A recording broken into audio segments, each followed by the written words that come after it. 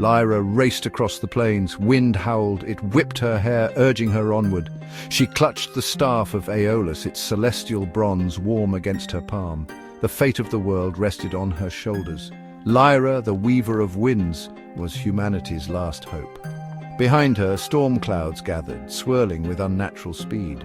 They were the work of Zephyros, the fallen wind god, who sought to shroud the world in eternal darkness. Lyra had defeated his first wave of attacks, mastering the art of weaving wind into shields and weapons. But Zephyros was ancient, powerful, and fueled by a bitter rage. Lyra had found allies in her fight. There was Kaelin, the stoic young warrior whose loyalty ran deeper than the rivers they crossed. And there was Ilara, the enigmatic sky seer, whose visions guided their path. Together, they were a beacon of hope against the encroaching darkness. But whispers traveled on the wind, whispers of a new threat, a force even more ancient and malevolent than Zephyros. Lyra could feel a tremor of fear in her heart. She knew their journey was far from over. The whispers turned into screams as Lyra and her companions stumbled upon a ravaged village. Huts were ripped apart, belongings scattered like fallen leaves. The air hung heavy with the stench of fear and decay. Worst of all, there were no survivors.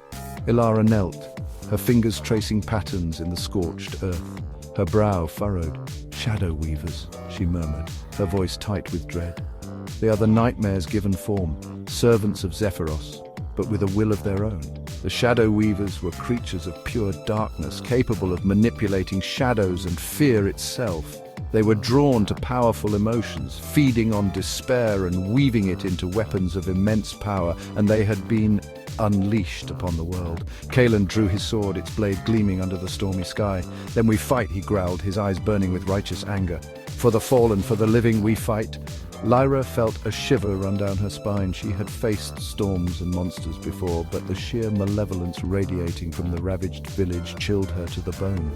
This was a new kind of enemy, one that threatened to consume everything in its path.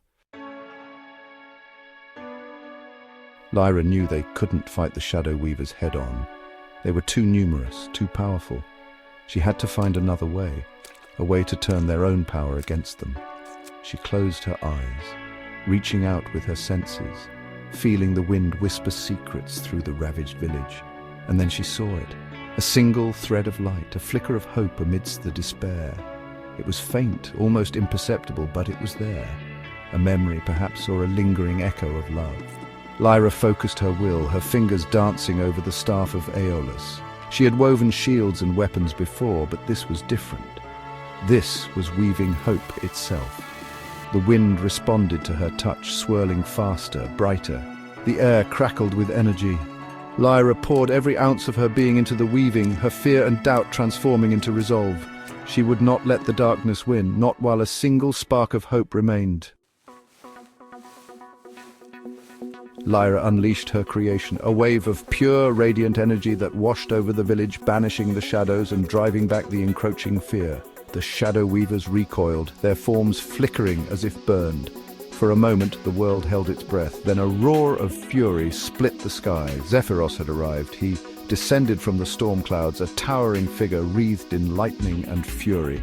His eyes, once filled with wisdom, now burned with cold hatred. He raised his hand, and the wind itself seemed to bend to his will, forming into monstrous shapes that lunged towards Lyra and her companions.